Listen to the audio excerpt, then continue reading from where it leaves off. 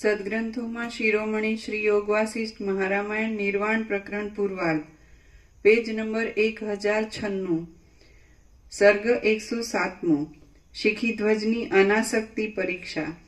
આ 107મા સર્ગમાં નાના પ્રકારના પર્વતોમાં વિહાર આદિ તથા માયામય ઇન્દ્રનું દર્શન અને અનાસક્તિ કૌંસમાં વૈરાગ્યની પરીક્ષા માટે ઇન્દ્ર તરફથી સ્વર્ગ પ્રત્યે આમંત્રણ થવું ઇત્યાદિ વર્ણન આવશે. સર્ગ 107મો, શિખીધ્વજની અનાસક્તિ પરીક્ષા. વસિષ્ઠ બોલ્યા, પછી સૂર્યરૂપી રંગ વડે આ જગતની અંદરનો સર્વભાગ રંગાઈ જતા પ્રાતઃ કાળે શિખીધ્વજ રાજાની પત્ની મદનિકા કુંભ રૂપે બની ગઈ. એ પ્રમાણે મહેન્દ્રાચળની ગુફામાં રાજા શિખીધ્વજ અને કુંભમુનિ બંને વિવાહ કરીને દેવતાઓના જેવા ભોગો ભોગવનારા પ્રિય દંપતી રૂપ થયા.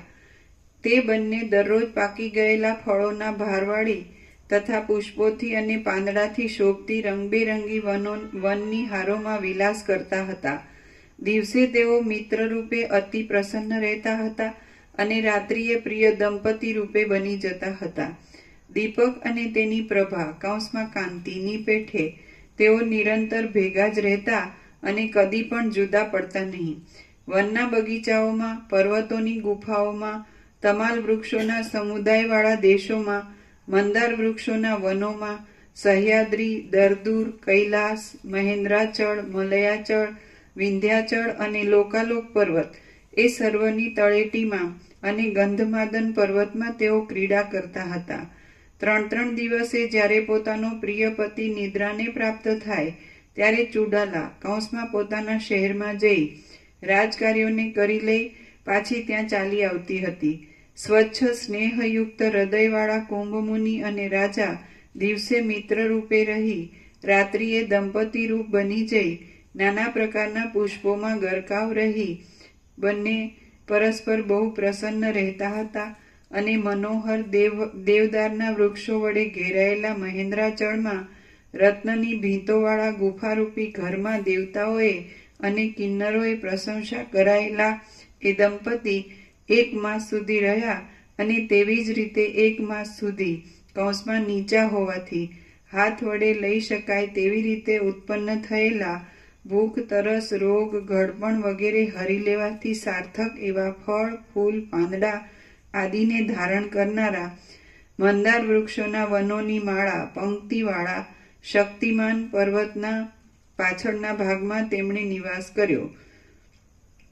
1 પખવાડિયા સુધી કલ્પલતાના બનાવેલા ગૃહમાં તે રહ્યા. 2 માસ સુધી મૈનાક પર્વતની દક્ષિણ દિશા તરફની તળેટીમાં પારિજાતક વૃક્ષોના વનની અંદર દેવતાઓના ઉપભોગમાં આવનારા પુષ્પોના ગુચ્છાઓ વડે બનાવેલા મંડપમાં તે બંને રહ્યા. મેરુ પર્વતના જમણા ભાગ તરફ જંબુ નદીને કાંઠે જંબુવનના સુવર્ણમય ભાગની નીચે જાંબુના ફળોના રસનો આસવ પીવાથી પરસેવો, દુર્ગંધ, જરા, રોગ આદિથી રહિત અને સ્થિર યૌવનવાળા થઈ તેમણે 1 મહિના સુધી ત્યાં સ્થિતિ કરી. 10 દિવસ સુધી ઉત્તર કુરુ તરફના દેશોમાં તે રહ્યા અને 27 દિવસ સુધી ઉત્તર કોસલ દેશમાં તેમણે વાસ કર્યો. એવી જ રીતે બીજા અનેક પર્વતોના અને રાજાઓના દેશોમાં મહાભાગ્યવાન એ બંને દંપતી દિવસે મિત્ર રૂપે રહેતા હતા અને રાત્રિએ દંપતી રૂપ બની જઈ રહેતા હતા. આમ તો यह सारा टोटालिटी में अनंत संपूर्णता में अनंत सदचिदाकाश केवळपणું, પૂર્ણપણું અને અજરામર ને અખંડ અવિનાશીપણું, જો હે સો હે પણ પૂર્ણ વિરામ. હવે કાંઈ નથી એવા હું જગત જે કહે છે, કાંઈ નથી એવું. એમાં એક કાંઈ નથી એવું હું ને જગત કાંઈ ન રહ્યું હોય અને અનંત સદચિદાકાશ એનું કેવળપણું જ રહ્યું હોય, પૂર્ણપણું, અખંડ અજરામરપણું, અખંડ અવિનાશીપણું, જો હે સો પણ જ રહ્યું હોય. અને બીજે પણ બધું એવું જ પ્રકાશતું હોય અને છે તો એ જ ભેદ નથી, પણ ખરેખર એ જ હોય અને કાંઈ નથી એવા ઊનું હોય અને પ્રકાશ અભિવ્યક્તિ મેનિફેસ્ટેશન જે કંઈ વ્યક્તવ્ય એ બધું એવું જ હોય.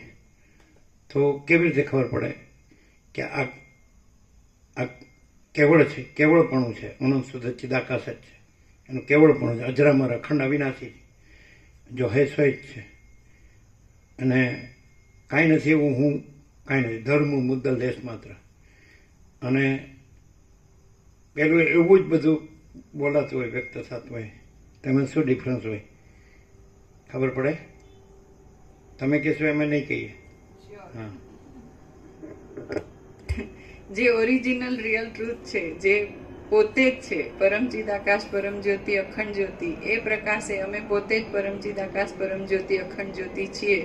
તો એ એબ્સોલ્યુટ ટ્રુથ છે, એમાં બીજું કંઈ જ નથી, પોતામાં પોતે જ છે, અનંત સંપૂર્ણ છે. અને બીજું કોઈ પણ વ્યક્ત કરતું હોય એક્ઝેક્ટલી એવું જ હોય તોય એને પોતાનું એક પોતે જુદી ન હોય એવી કાંઈ નથી એવી આઈડેન્ટિટીમાં પોતાનું હું રાખ્યું હોય અને પછી એ આ વ્યક્ત કરતું હોય. બરાબર કહીએ. જ્યાં ધર્મૂળ મુદ્દલ લેશ માત્ર, જે કાંઈ નથી એવું હું છે જ નહીં, હોય જ નહીં, અને જે મૂળ જે અનંત શુદ્ધ ચિદાકાશ પોતે અનંત શુદ્ધ ચિદાકાશ, એનું કેવળપણું ને પૂર્ણપણું, અજરામરપણું ને અખંડ અવિનાશીપણું જ હોય. સમજાય?